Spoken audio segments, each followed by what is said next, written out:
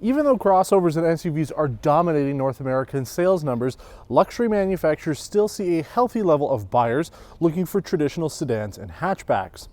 In order for a company like Mercedes-Benz to attract new and younger buyers, they need to compete in a relatively small but growing segment of subcompact executive cars. Our spotlight is on this 2020 Mercedes-Benz A220 4matic sedan. Likely the most important new vehicle Mercedes has launched, the A-Class is targeted towards young buyers who might be coming to the brand for the very first time.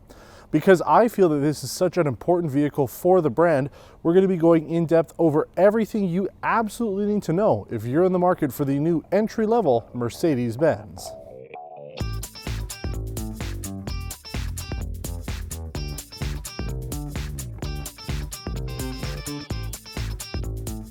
Before we really talk about this new A-Class, we should think back to 1982, when Mercedes-Benz launched their 190 series, known as the W201 or eventually the C-Class. It was the first entry-level vehicle sold by Mercedes-Benz, and they ended up selling almost 2 million of them over its decade-long production run from 82 to 93. It was followed up with the W202 C-Class, which we actually featured a couple years ago, and has continued on as the entry-level Mercedes-Benz up until about 2013, when they launched the CLA class. Now that is technically a coupe as far as they're concerned, a four-door coupe, but the A-Class was never available in North America until now, and that's why I'm saying this is such an important vehicle, at least for us here in Canada and the United States, even though you in Europe have had this for quite some time now.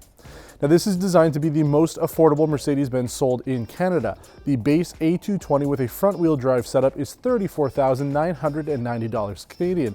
The next base model going up from that would be a B-Class, the B250 Sports Tourer, again front-wheel drive, $35,900. Now if you look at the CLA, which is also new for this generation, the CLA 250 Coupe Avant-Garde starts at $40,300. You can also go up to the A250 4matic hatchback, that's $38,300. So this is the most affordable. It does have a lot going for it, despite the fact that this is now the smallest vehicle from Mercedes-Benz, which is why I want to go over it in such depth, because this is not only a new vehicle, which a lot of people are going to be looking at here in Canada and the United States, but it also sets a new trend for Mercedes-Benz. There's a lot of new technology going on with this vehicle, which will trickle down to the rest of the lineup. Very similar to that very first Mercedes A-Class, where it shared the new design language that eventually came out on my favorite car, the W220 S-Class. So this is still an important car. We're going to be talking quite a bit about it. Now for the Mercedes nerds out there, I want to talk about the chassis code. This is actually a V177. The W177 is the hatchback, sort of flip things around a little bit. But you can also call this an X177, I've seen that online. But from a legal and technical standpoint, you're looking at a V177. The 220 series uses a 2-liter turbocharged M260 inline-4 engine, has 188 horsepower, 221 pound-feet of torque, and in North America right now, all the A-Classes come with the 7G-tronic transmission, which is actually a dual-clutch transmission, not the regular automatic that you would get in Europe. Now this car is built on the new modular front architecture. It is a front-wheel drive platform, uses front McPherson struts and a rear torsion beam. However, on all the vehicles sold in North America so far, it comes with a multi-link rear suspension.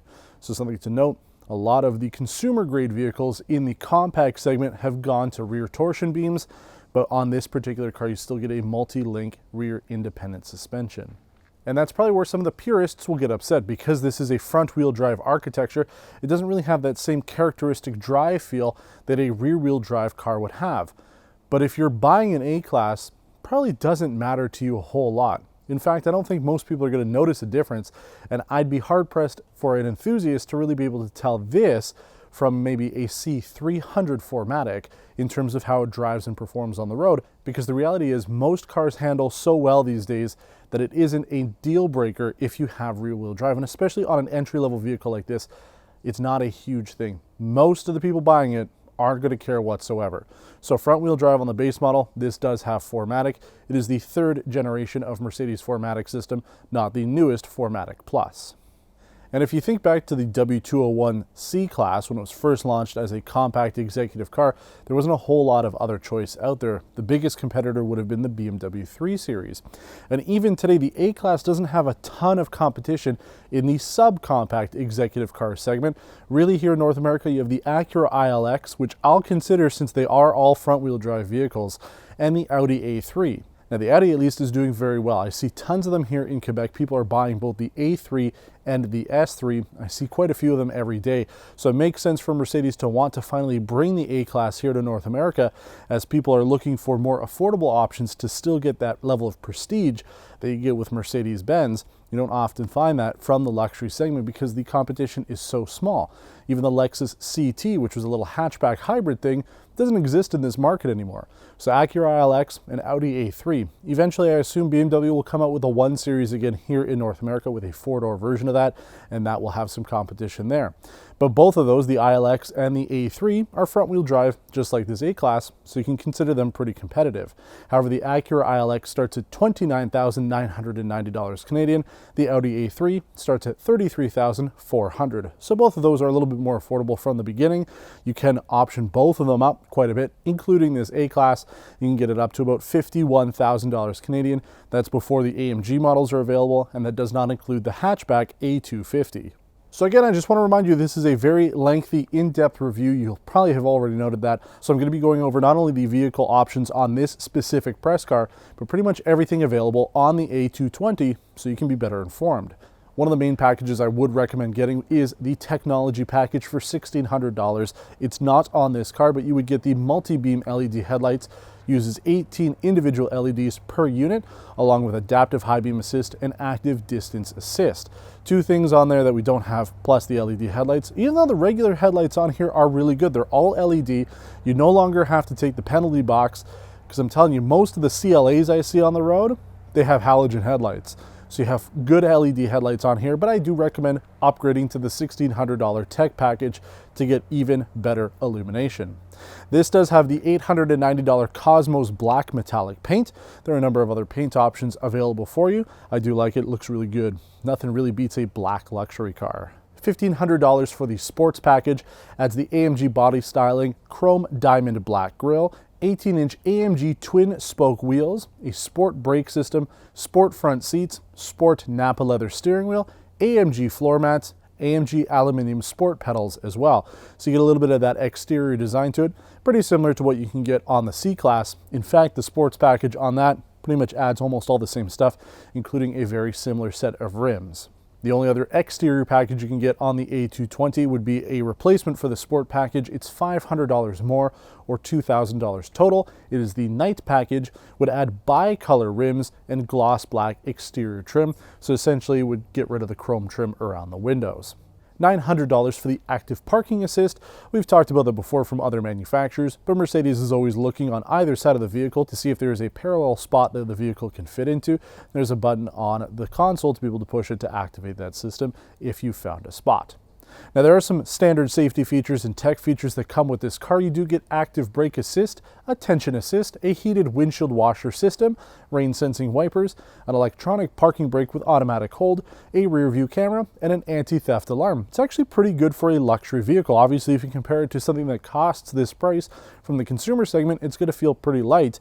But when you look at some of the competition, it does come pretty reasonably equipped for that base price. And before we start talking about the interior stuff, let's just talk about the exterior design. If you look at the new CLA class as well, they have a very similar front end and rear end look. The one and only complaint I'd have about the rear end is I just find the taillights look a lot like the Nissan Altima. Obviously, the new Altima has amber turn signals. This does not, but when I'm looking at the back of this car, I just get some Nissan Altima vibes. Somebody did mention on social media as well when I posted some photos of this, if you did cover up all the Mercedes badging on this, it might be hard to tell that this is a Mercedes-Benz. I still like the look of it. I think it's a good, nice aerodynamic look as well. Mercedes is very happy that this is the most aerodynamic production sedan they've ever produced. And I like it. I'm not going to apologize for it. I think that this is a very nice looking car, especially for what it is. I mean, this is not an S-Class, so don't get it confused with anything that costs more than what it should be. I think it's positioned well in the fleet lineup for Mercedes-Benz, and it does what it's supposed to do, which is to get people introduced to the brand and still do a really good job doing it. but looks will ultimately always be subjective. So while I like it, you might not, and that's going to just be up to you. You might like the CLA more. If we ever get the CLA shooting brake, that might be an even better looking vehicle.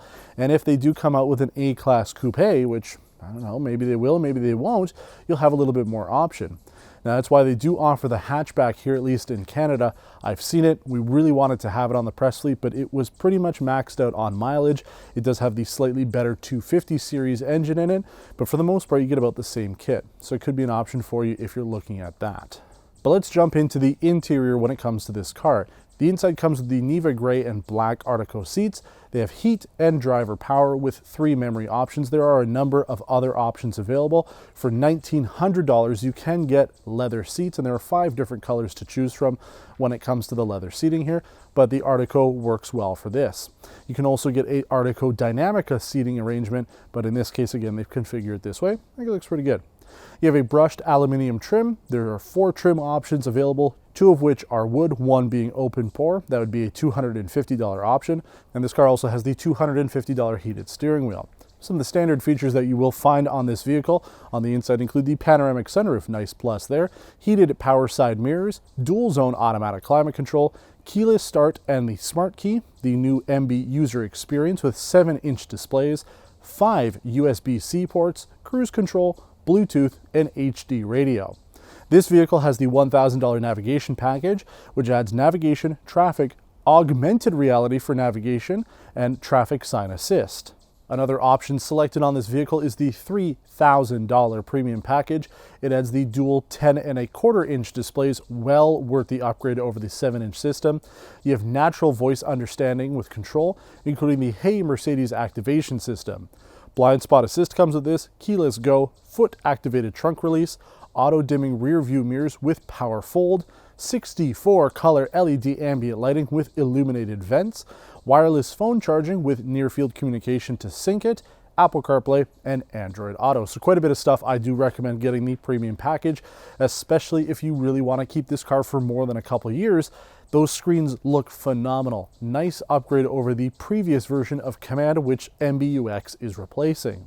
This car unfortunately does not have the $475 Sirius XM package. I would recommend getting it if you want to listen to something other than terrestrial radio. You can also get the $700 12-speaker Burmester sound system. Even the stock audio system on this sounds really good, but I would imagine the Burmester system sounds even better. $300 you can have HomeLink, $450 gets you power passenger seats with memory. That's optioned on this car. And again, another thing that they did not put on this press vehicle for $650 Canadian is the 360-degree camera. You do have front and rear parking sensors though, so that is a nice plus to have. But again, the cameras would be a nice thing, and you can option it. Good stuff from there. This vehicle as configured, $44,980 Canadian. If you had everything, loaded this thing up completely before any accessories or anything like that, you would be looking at $51,445 Canadian. Get pricey there, but still pretty affordable when you think about the monthly payments. Most people are going to be leasing this car anyway. They're not necessarily going to be buying it, but maybe you will. Maybe you do want to own it forever. But in this case, we're looking at a lease. This isn't the end-all be-all when it comes to the numbers here in Canada, but it gives you a kind of rough idea of how much this car could cost. We're doing a comparison with a similarly equipped C-Class, which used to be the entry-level Mercedes-Benz, all on 36-month terms, 24,000 kilometers, and $5,000 down payment. So this car as configured would be $503.55 per month. Not bad at all when you consider how much you get out of it. $250 bi-weekly, it's pretty affordable, especially if you're in the market to be able to lease something like this and still look the business. Now let's switch over to a similarly equipped 2019 C300 4matic sedan. It's about $8,000 more. And again, if we do the exact same terms, 36 months, 24,000 kilometers, 5,000 down, it would be $637 per month. So you're looking at about $132 of savings by going with this per month, which could be quite a bit. I mean, that's gas money, for example, to get you back and forth to work or wherever you may be. And you have to keep in mind that the A-Class is meant to be a stepping stone to get buyers into the showrooms, to show them what's available at their price point and get them in. Lease it for 3 years. Maybe you'll get a promotion by then, or you'll be able to save some money, put it aside, and be able to go up to the C-Class in a couple years. That's the whole point of this vehicle. And that's why I really do believe that this is the most important vehicle Mercedes has launched, especially here in Canada, in the last 35 years. Because without this, you're still looking at a CLA, and people might be put off a little bit with that coupe kind of look and design to it. This gives you a much more traditional sedan feel. Now, yes, something like the GLA is going to be a little bit more popular. People do like their crossovers and SUVs, but there is a larger percentage of people still looking at sedans in the luxury market than it is in the consumer segment. So something like this will probably end up selling very well. I am starting to see them on the road, not as many as something like an Audi A3, but that's been out for quite a bit longer than this is. So I expect it will become incredibly popular, which again is why we're diverting so much time into this car today. So we've talked about the exterior, we've talked about the interior, I've gone over all the features and everything else you can kind of configure on this car so that you're better informed about it. Let's take it on the road now. We'll talk a little bit about how the interior feels as we're driving around. We'll talk about the performance, handling, and drive, and everything else you need to know about the new baby Mercedes. Before we get into the full driving segment portion of this, I want to talk about the interior a little bit. Obviously, for the last little while, we haven't been doing a sit down talking about it, but I do want to talk about the interior here. Again, this is not an S-Class. Everything here is not super premium material, but it does feel like it is well assembled. And that is something important to note. This specific car that we're driving is built in Germany. However, they are going to be building them also in Mexico. So I don't know, you're going to have to take a look at the VIN and decide which one you're going to end up wanting to go with, but at least this one here is built in Germany. And I got to say, I looked over the entire exterior of the vehicle. All the body panels are lined up perfectly. Interior here, same thing. Everything looks like it is put together as it was intended to be. No rattles, nothing out of place. Excellent quality as you would expect from a Mercedes-Benz. And that's probably the biggest complaint that people would have about this vehicle, is the build quality might suffer because it isn't built in Germany, or it isn't really a true Mercedes, as some people have said, because it is so affordable. But rest assured, everything in here feels of Mercedes quality. Now, the other thing I really should address is the space in here. Obviously, this is quite tight for a big guy like me, but actually, if you think back to the 94 E500 we did, I actually felt a little tighter in there. I had to sit a little bit off to the side because, you know, my arms are big and my torso is large, and I have a very wide seat position. In this, I'm actually a lot more comfortable. You do lose out on leg room and maybe a little bit of the actual leg width here. Center console runs quite tight, but overall, you're really close to what you would get out of a typical consumer compact sedan. So if you're looking at something like that and you're maybe thinking to upgrade to a Mercedes, the space on the inside should be pretty comparable. Backseat space also, yeah, a little bit tight from what you would expect, but not bad for the size of the vehicle. And headroom was one thing I was going to be worried about, but yeah, I'm pretty much maxed out to the top there, but I still fit.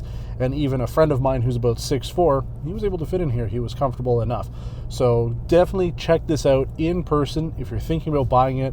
I've got the seat as low as it'll go, probably about halfway back.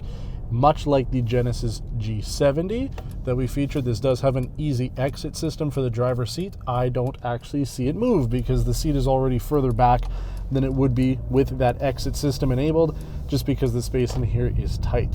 So definitely take it for a test drive first. Make sure you'll fit in it and you're comfortable. It's the most important thing if you're buying a car, is you want to be comfortable, not just have the badge on the front. Now, if you watched our video on the E53 AMG or even the E450, you'll see that the interior here has a similar layout, especially with the screen setup. The 10.25-inch displays look phenomenal. Plus, you've got the center vents here. They light up at night. I think that it's set up very well. Gives this car a very premium feel. Doesn't feel cheap at all. You do have some nice materials throughout, and it works. I mean, this works for an A-Class. I'm really happy with it, especially the LED interior lighting. Very similar to what we saw even with the E-Class. So you get high-level quality in here without having to spend a whole lot to get it in the first place. It gives this car a nice, unique feel on the road. Now, when it comes to the wireless charger, there's actually a little flag device that kind of pops out if you want. It's supposed to hold the device in place. I'm not using a case anymore on my iPhone, and it just doesn't touch it at all. But maybe if you have a slightly thicker phone, it might help. But the material where the charging station is already rubberized anyway, so the phone isn't going to move much, but it is there. And also another thing to note too, if you go into the glove box, you're not going to find your owner's manual. There's actually a compartment hidden in the top. There's a little screw that you pop out, and then your owner's manual and all the booklet information stays in there. So it's actually out of the way. If you wanted to use your glove box, as a glove box. You want to put some gloves in there, or if you want to have some other type of information, maybe you have some stuff you want to throw in there, it doesn't get cluttered up with the owner's manual. So small little things like that shows that Mercedes is thinking about the overall experience of this vehicle, and that's ultimately what we expect when it comes to a Benz. We want it to have that extra level of care put into it, and this certainly does. Goes above and beyond what I expected when I first booked this vehicle.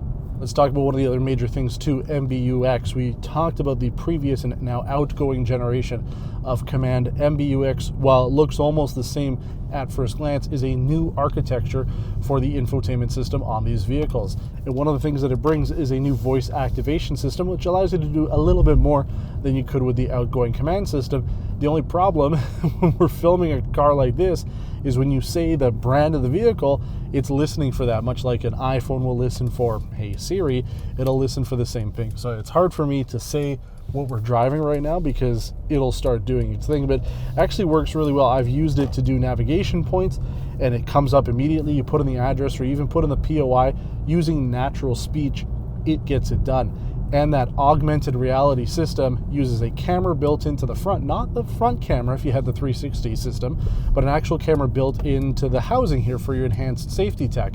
So if you, for example, come up to a stoplight, it detects that you're there and it'll turn on that camera to show you a little bit easier that light. For example, you're looking at our camera right now. This is one of the worst traffic lights here in Actonville. The stoplight is immediately where the stop line is. So you actually can't see it because all this stuff here, that camera's angled a little bit better so you can see it shows up there when you come up to the stoplights. Pretty cool stuff. And then that augmented reality will turn on the camera as you're coming up to, say, a turn. If we had to turn here, it'll pop up and show you on the screen an augmented reality layout of your turn that needs to come up, the street numbers that are showing up. Really cool stuff there. I can see that eventually transitioning to a head-up display, and I think that's going to be really awesome. But here I'll give you an example of the natural voice thing. So we'll see kind of what we can get the car to do. Hey Mercedes, turn on the driver heated seats. I'm switching on the seat heating. Oh yeah. I imagine you'll be able to do more if you had something like an S-Class where there's a ton of stuff in the rear seats to be able to play with, sunshades, things like that.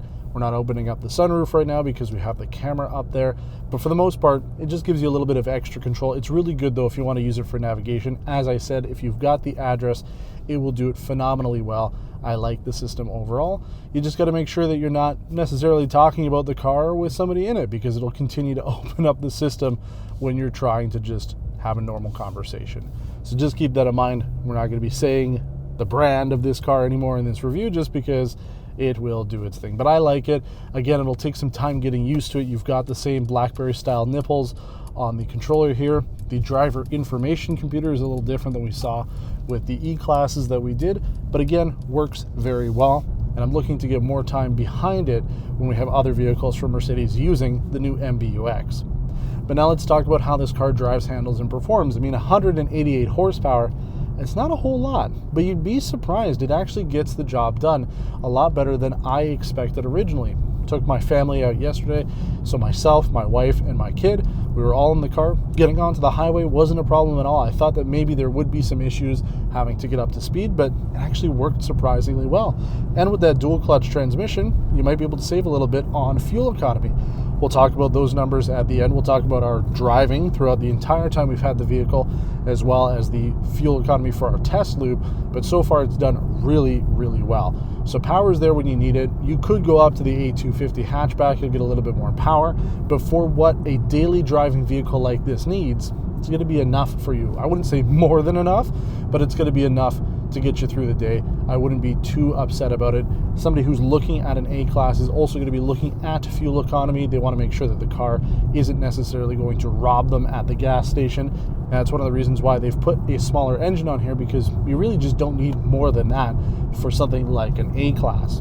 Even the interior here is pretty smooth. I mean, it's not super quiet or super smooth, but again, for what you would get out of this sort of price point, it ain't too bad at all. I mean, I could definitely have a conversation with you in the car here, which is something that we might not always be able to do when we're in a regular compact vehicle. Usually they're a little noisy.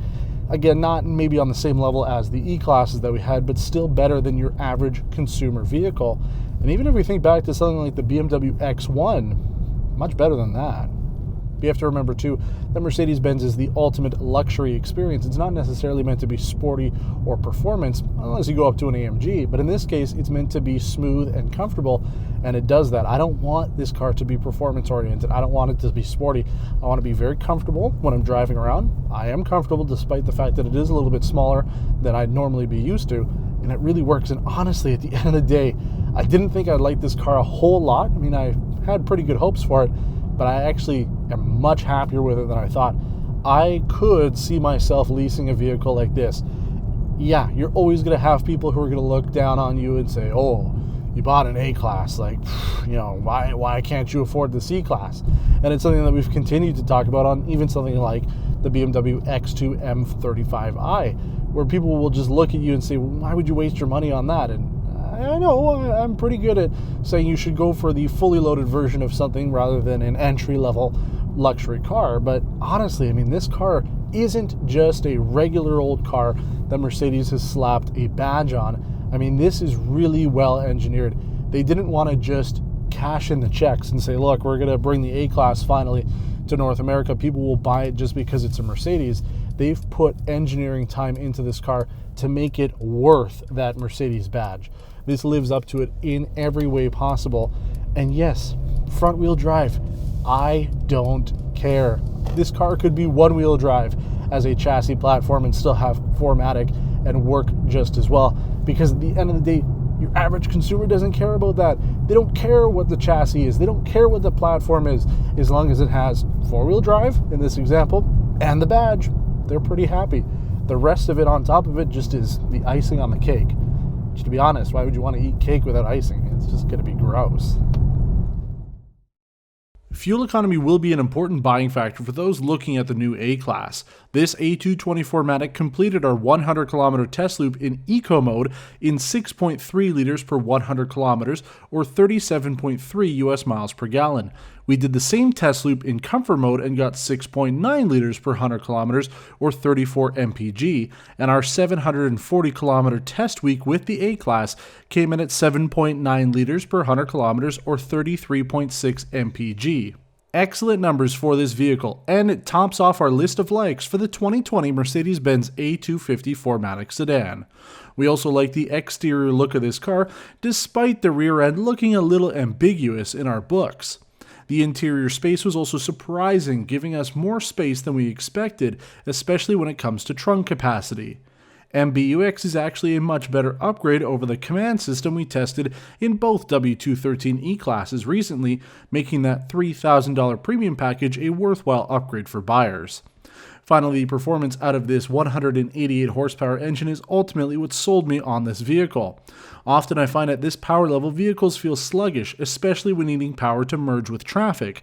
However, the dual clutch transmission and lightweight design of the V177 helped to give this tiny car some pep.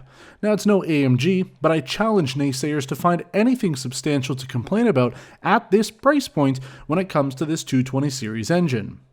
Overall, I didn't have much to complain about either when it comes to this vehicle. Mercedes-Benz could add some sound insulation to the engine bay to make this small engine sound less raspy when stopped at a stoplight or lined up at a drive-thru, as I was embarrassed by how loud the engine actually was, and it's something that luxury brands will have to focus on as smaller forced induction engines become the norm. The only other complaint I could really come up with are the engine choices, as buyers here in Canada can only get the A220 sedan or the A250 hatchback. Personally, I'd rather take the sedan with the slightly better engine. However, we do have the AMG models to look forward to very soon. I really liked my time with the A-Class, even if it was short-lived with our limited 750-kilometer mileage cap. I'm also not embarrassed to like this car, nor to defend it. People seem to think that just because it has a Mercedes star on the front that it needs to have the same power as an S-Class along with the same features and amenities. Those who've been dissing this new car do so from the safety of their keyboards and are likely unable to purchase or lease one in the first place, but spend their time being negative towards it. The new A-Class is going to be a volume seller for Mercedes-Benz, and it's going to achieve that because the product they're selling lives up to the standards set by Gottlieb Daimler and Carl Benz over a century ago.